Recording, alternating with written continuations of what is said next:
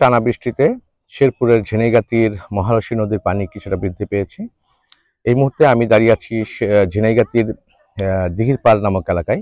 এই এলাকায় এই যে জায়গাটিতে আমি দাঁড়িয়ে আছি সেই জায়গাটিতে গত বছর বন্যায় কিন্তু আসলে এই বাঁধটি ভেঙে যায়। এই প্রায় 150 মিটার বাঁধ ভেঙে যাওয়ার পরে কিন্তু আসলে এখানে মেরামত করা হয়েছিল। যে বাঁধটিকে আসলে মেরামত করা হয়েছিল সে বাঁধ কিন্তু আসলে স্থানীয়রা আমাকে জানিয়েছেন বাঁধ কিন্তু আসলে আশানুরূপ মেরামত হয়নি। এই বাঁধে কিন্তু এখনো ফাটল রয়েছে, বেশ কিছু জায়গায় ফাটল রয়েছে। এই বাঁধ ছুঁই ছুঁই করছে পানি। আজ সকালে যখন বাঁধ উপচে যখন পানি যাওয়া শুরু করেছিল তখন পানি উন্নয়নের বোর্ডের পক্ষ থেকে তড়িঘড়ি করে এখানে কিছু জিও ব্যাগ ফেলা হয়েছে। ভারী বৃষ্টিপাত এবং উজান থেকে নেমে আসা পাহাড়ি ঢলের কারণে একটা বন্যা পরিস্থিতির আশঙ্কা করছি আমরা। তবে তার জন্য আমরা প্রয়োজনীয় পরিমাণ প্রস্তুতি নিয়ে রেখেছি এবং যে বাঁধগুলো রয়েছে পানি উন্নয়ন বোর্ড ইতিমধ্যেই সেগুলো মেরামতের কাজ করছে। যেগুলো ভালনারেবল পয়েন্ট রয়েছে সেগুলোতে জরুরি পরিস্থিতিতে যেন তারা জিও ব্যাগ সহ অন্যান্য মেরামতের কাজ করতে পারে সে বিষয়ে আমরা তাদেরকে পরামর্শ দিয়েছি। প্রায় 100 মিটারের বেশি এলাকা জুড়ে কিন্তু এই ভাঙন দেখা দিয়েছে। বাঁধ কিন্তু একেবারে ভঙ্গুর অবস্থায় আছে।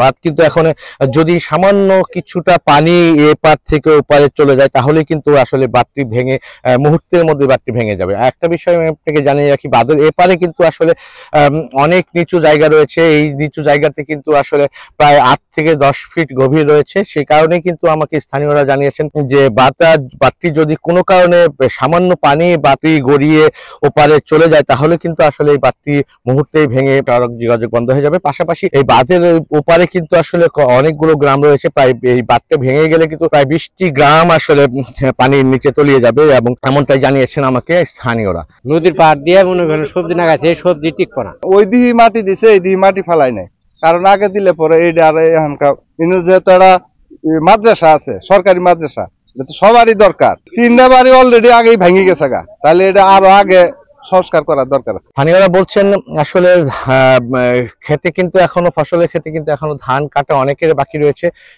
এই ধান কিন্তু আসলে এই পানি যদি চলে আসে বা বাঁধ ভেঙে যদি পানি নিম্নাঞ্চলে চলে আসে তাহলে কিন্তু আসলে এই ধানের ক্ষতি কিন্তু শতভাগ ক্ষতি হয়ে যাবে।